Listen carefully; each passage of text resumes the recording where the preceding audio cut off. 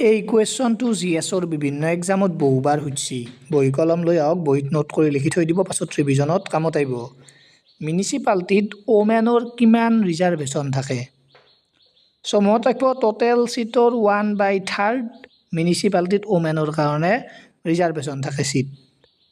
এতিয়া এক্সামত সুধিছে এই 1/3 ৰিজাৰ্ভেশ্যনটো কোনটো আৰ্টিকলৰ আণ্ডাৰত দিয়া হৈছে? আৰ্টিকল 243 ক্লজ 3 আণ্ডাৰত 1/3 ৰিজাৰ্ভেশ্যন দিয়া হৈছে ওমেনক। ইম্পৰ্টেণ্ট, মনত ৰাখি থ'ব।